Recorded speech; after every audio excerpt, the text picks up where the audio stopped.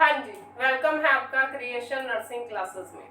आज के इस सेशन में हम डिस्कस करेंगे सिजोफ्रेनिया के साइन सिम्टम्स के बारे में। इससे प्रीवियस वीडियोस में हमने सिजोफ्रेनिया के बारे में डील कर लिया था कि उसके कॉजेस क्या क्या रहते हैं, उसका इंसिडेंस क्या होता है और उसकी मोर्टिलिटी रेट कितनी रहती है।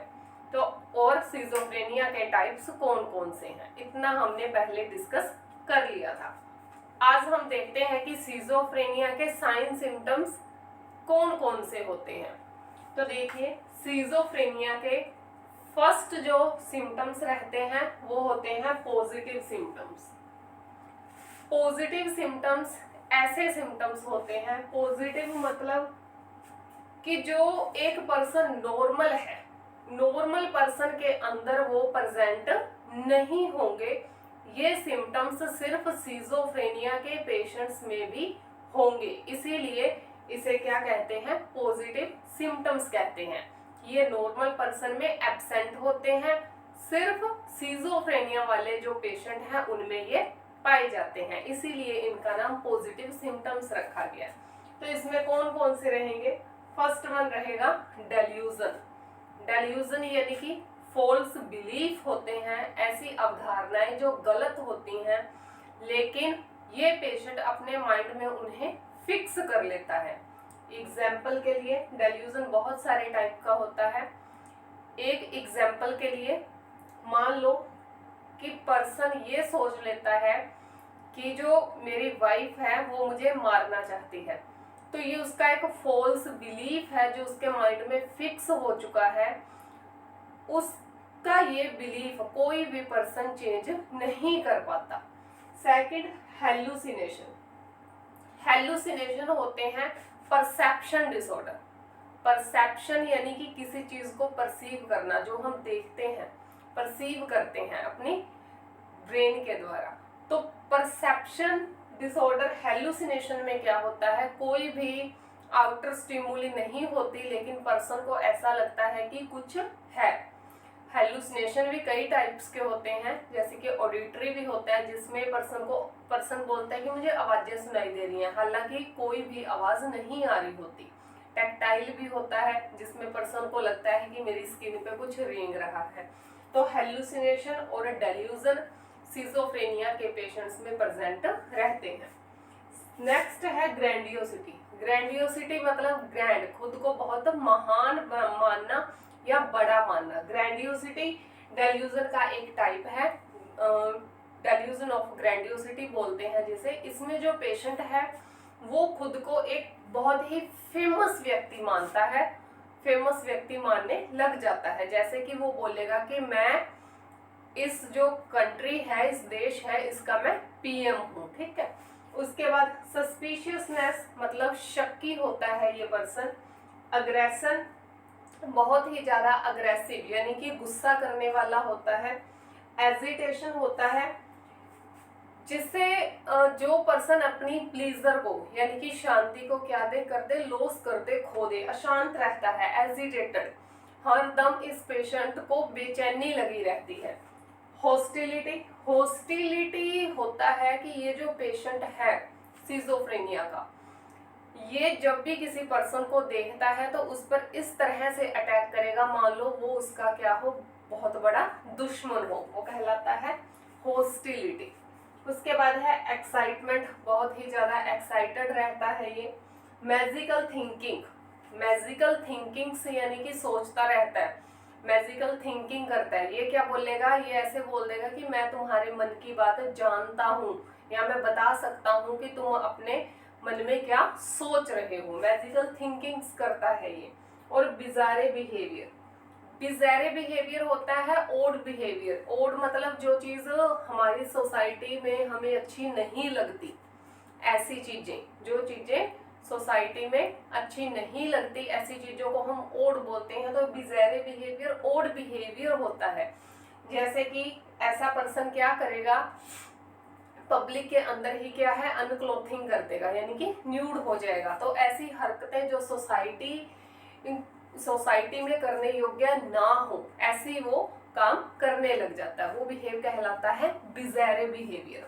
तो ये थे सिजोफ्रेनिया के पॉजिटिव सिम्टम्स। इसके बाद बात करेंगे सिजोफ्रेनिया के नेगेटिव सिम्टम्स के बारे में।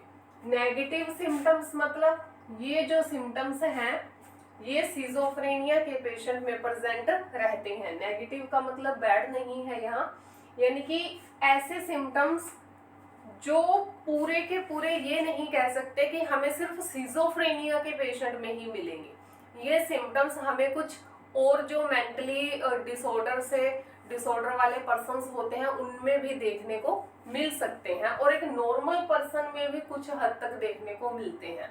तो ये कहलाते हैं नेगेटिव सिम्टम्स। तो इनमें फर्स्ट है कैटाटोनिक। कैटाटोनिक जो बिहेवियर है वो होता है कि इसमें जो पेशेंट है वो अपनी बॉडी को काफी टाइम तक इमोबाइल कर लेता है, यानी ये एक जगह बैठ जाएगा या खड़ा हो जाएगा, कोई भी एक पोजीशन ले लेगा अपनी बॉडी की और काफी टाइम तक उसी पोजीशन में रहता है, वो कहलाता है कैटाटोनिक। उसके बाद है मूडीनेस, मतलब इस पर्सन का जब मन होगा तब ये हंसेगा, नहीं होगा नहीं हंसेगा, कब हंसने लग गया कब रोने लग गया, कब गुस्सा कर रहा है कुछ पता नहीं लगता, मूडीनेस, इसे बोलते हैं मूडीनेस। नेक्स्ट है लेक ऑफ एनर्जी। एनर्जी नहीं होती ऐसे पेशेंट के अंदर। लेक ऑफ मोटिवेशन, मोटिवेशन की भी कमी होती है, इंटरेस्ट की भी कमी होती है।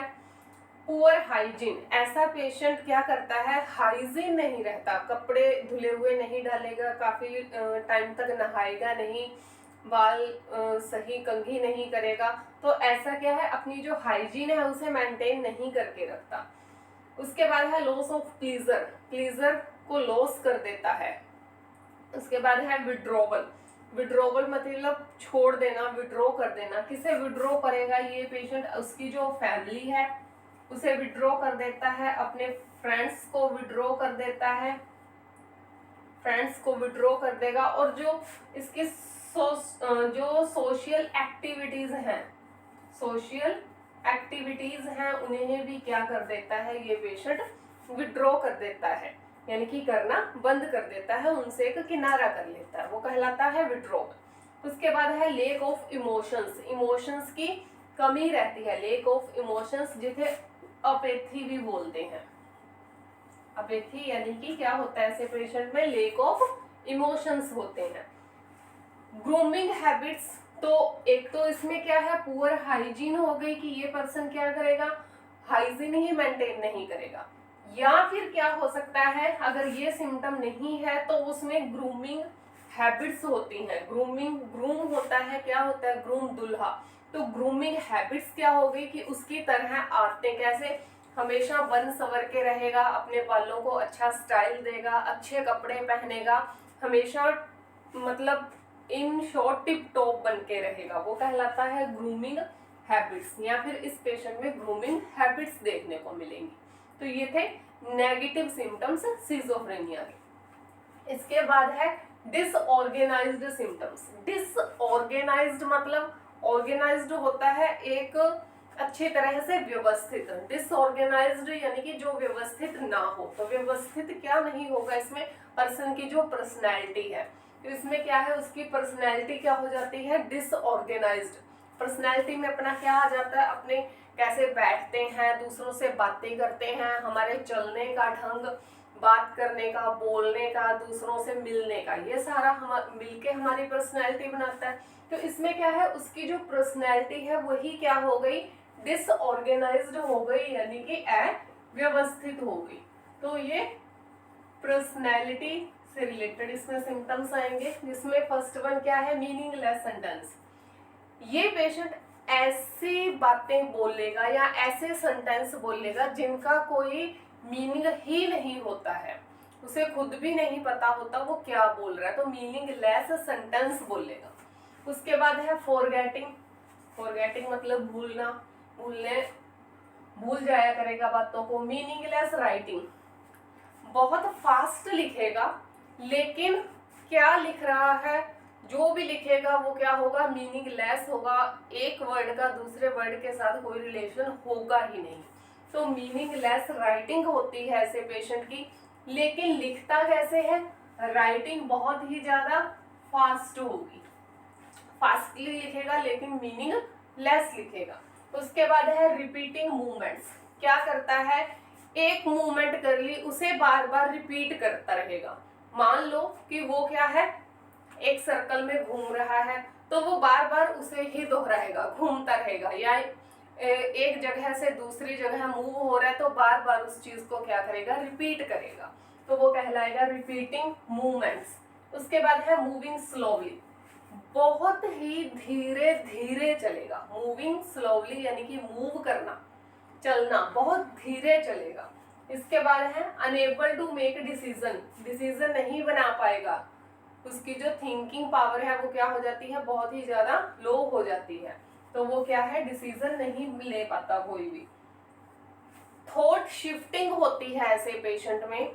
थॉट शिफ्टिंग मतलब मान लो कि उसके माइंड में कोई थॉट आया, तो थॉट जैसे ही वो बताने लगेगा उसे बताते बताते उस थॉट को छोड़ देगा और कोई दूसरा थॉट लेके आ जाएगा। ठीक है, तो इसे बोलते हैं थॉट शिफ्टिंग, यानी कि अपनी उसके माइंड में जो एक आइडिया आया है उस आइडिया को उसने पूरा नहीं किया, पूरा बताया नहीं, इससे पहले ही क्या है, सेकंड वाला जो आइडिया है वो उसने स्टार्ट कर दिया, वो कहलाता है थॉट शिफ्टिंग। इसके बाद आता है लूजिंग थिंग्स, यानी कि जो उसकी थिंग्स है, चीजें हैं, उसे वो लॉस करने लगता है बिकॉज ऑफ फॉरगेटिंग, वो भूल रहा है, इस वजह से क्या है, उसकी जो चीजें हैं उन्हें वो क्या करेगा, भूलना शुरू कर देगा और लॉस कर देगा उन चीजों को। तो ये थे सिजोफ्रेनिया के पॉजिटिव, नेगेटिव और डिसऑर्गेनाइज्ड सिम्टम्स। तो ये था हमारा आज का छोटा सा कंटेंट, सिजोफ्रेनिया के कुछ सिम्टम्स। इससे नेक्स्ट वीडियो में हम डिस्कस करेंगे जो सिजोफ्रेनिया के रिमेनिंग सिम्टम्स रह गए हैं उनके बारे में। अगर आपको आज का कंटेंट अच्छा लगा हो तो प्लीज लाइक करें, शेयर करें, सब्सक्राइब करें। Thank you so much.